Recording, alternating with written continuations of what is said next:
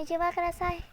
ថ្ងៃនេះប៉ុណ្ណាយើងមកតសរឿងរបស់យើងទៀតតែប៉ុន្តែខ្ញុំថាចាំស្អែកចាំចេញទៅតែថ្ងៃហ្នឹងខ្ញុំវារឿងទំនេរហើយខ្ញុំក៏សម្រាប់ថ្ងៃហ្នឹងត្មងទៅតោះថ្ងៃនេះប៉ុណ្ណាខ្ញុំសម្រាប់រឿងលឿនបន្តិចអ្នកគ្នាចៅយាយគាត់ក៏បានខ្សឹបទៅជួថាឃើញទេវាមិនពិបាកទេទៅមកហើយបាននិយាយថាចាទៅនិយាយអីមែនទេចៅយាយបាននិយាយថាគ្មានអីទេត្រង់ទុតផ្កាដោយរីករាយចូលពេលនេះខ្ញុំមិនចេះត្រឡប់ទៅវិញហើយចៅយាយក៏បាននិយាយថាលោកឃើញទេតែមកបំពេញផ្នែកបោក10ទៅហើយគាត់សួរជួថាដូច្នេះពេលលកែសម្រាប់ហើយជួក៏បាននិយាយថាចេះផ្កាមកដល់ស្រ័យពេលនេះសំណាងទៅខាងឯងហើយ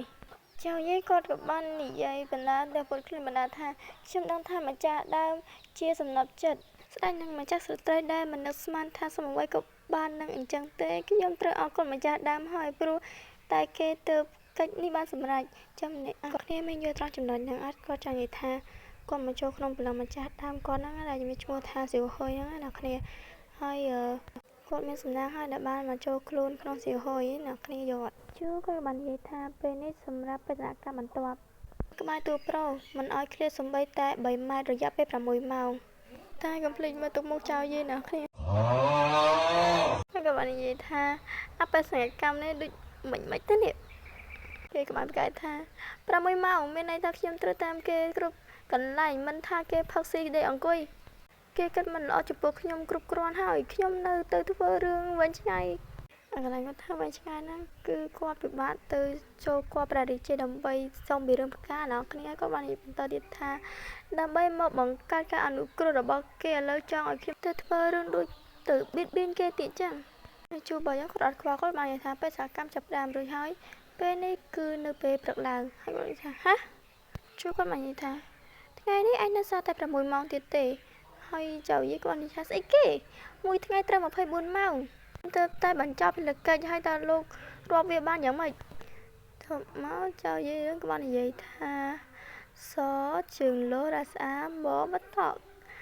គឺស្លាប់ចៅយាយគាត់លើទៅប៉ុណ្ណឹងគាត់បាននិយាយថាតើយើងត្រូវតែដំវានៅពេលដែលក្តៅចៅយាយក៏បានសួរជួថាតើសនភេទ10មានន័យថាម៉េចជួគាត់ញញឹមហើយក៏បាននិយាយថា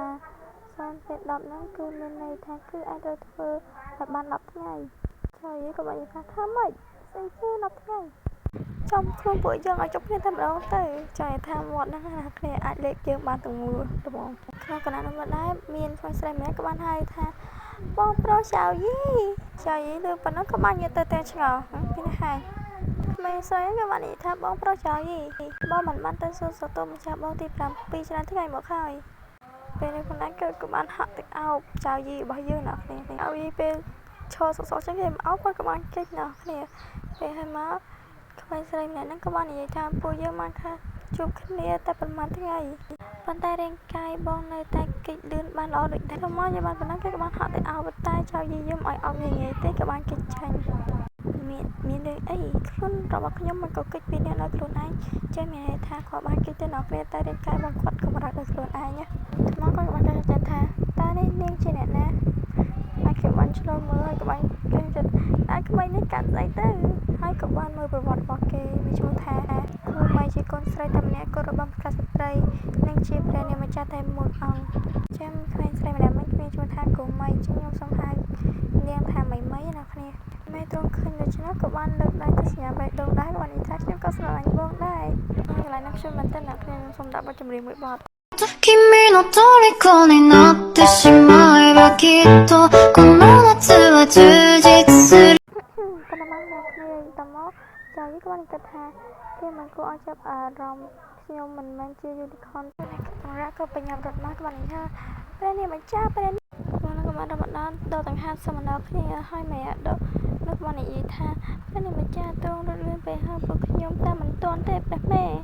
ដល់មកពេលនេះនងគាត់ឃើញខ្ញុំមកឡើងខ្មៅគាត់និយាយថាចេញទៅ fuck you គុំមករញ៉េរញ៉ៃពេលវេលាដល់ផ្អែមល្ហែមរបស់ពួកយើងចង់និយាយថាចេបអួយព្រះនាងស្អីសំតែអាក្រក់ម្ល៉េះតមកព្រះនាងមិនក៏បានបែរមកនិយាយទៅខ្ជូតថាបងប្រុសចៅយីថ្ងៃនេះអាកាសធាតុល្អណាស់បងកំណត់ខ្ញុំដើរលេងនៅមាត់ទន្លេបន្តិចបានទេចៅយីក៏បានគិតថាលោកពៀនយើងទៅលឿនណាស់ព្រះនាងអីនិយាយពាក្យអសុរោះយ៉ាងនេះខ្ញុំក៏គិតចឹងដែរគឺមកយើងស្រីតែត្រឹមហ្នឹងណាគ្នាអរគុណអ្នកស្រីដែលបានស្ដាប់ពីដើមរហូតដល់ចប់អ្នកគ្នាកុំភ្លេចជួយចែក like និង comment ច្រើនណាស់ព្រោះខ្ញុំ ខ្ញុំដឹងថាខ្ញុំចូលគឺជាមនុស្សម្នាក់ដែលចូលចិត្តអាន comment មែនតើណាអ្នកខ្លះក៏ជួយ comment ផងអ្នកខ្លះ comment កកខង comment អី comment ទៅខ្ញុំដឹងថាខ្ញុំចូលចិត្តអាន comment មែនតើណាកុំពេច comment ឲ្យច្រើនៗផងណា